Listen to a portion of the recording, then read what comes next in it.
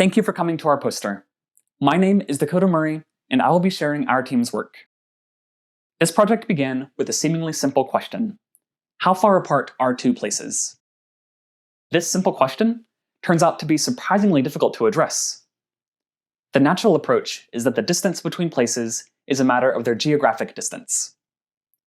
However, in a highly connected world with airplanes, trains, internet, and international trade, geography may be less important than their cultures, economies, and languages. Here, we present an approach for learning a functional distance between places directly from human mobility data using a neural embedding model.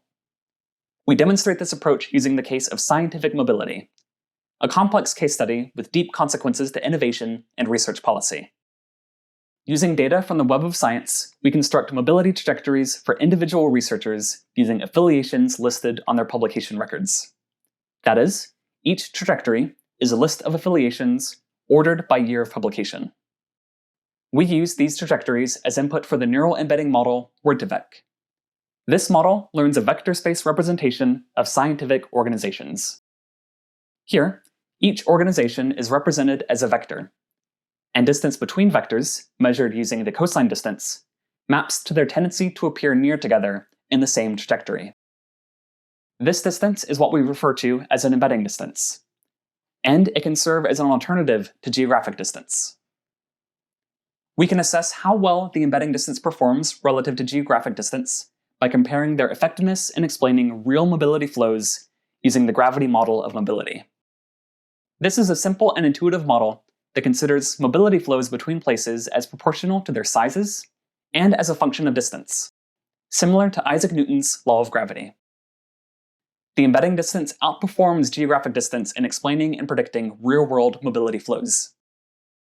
Here, in the first set of plots, we show that the embedding distance explains more of the total variance of real-world flows than does the geographic distance. And in the second set of plots, predictions made with the gravity model and embedding distance outperform those made with the geographic distance, with predictions more in line with actual flows. But what is actually being captured in this vector space? To explore this, we project the entire vector space onto 2 dimensions using UMAP. The global projection in panel A shows that organizations are mostly clustered by country and roughly arranged according to their geography. For example, the Indian cluster is close to the South Korean cluster due to the high exchange of scholars between them. But there are also exceptions to this pattern. Organizations in French-speaking Quebec, for instance, are nearer to the France cluster than to their own Canadian cluster. We can also reproject a subset of organizations for individual countries. Panel B reveals a gradient encompassing geography and culture that stretches from Egypt to the Philippines. Doing the same for Central and South American countries reveals the importance of language. Portuguese-speaking Brazil is positioned near Portugal, whereas other Spanish-speaking countries are instead positioned near Spain. The embedding space also encodes structure at multiple scales. For example, projecting only organizations in the United States reveals another level of geographic clustering. Unique structure is revealed when projecting at the state level. Here, we project only organizations in Massachusetts. These organizations are split mostly between the cities of Boston and Worcester, but the University of Massachusetts system, a public university system with a focus on teaching, constitutes its own cluster, apart from the other more research-focused universities.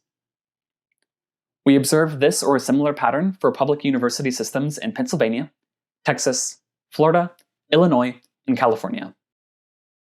In conclusion, we outline a data-driven approach that encodes geography, language, and prestige at multiple scales into a vector space representation that is high resolution, dense, coherent, and meaningful. Distance in this space also serves as an effective alternative to geographic distance for many tasks. Thank you for listening.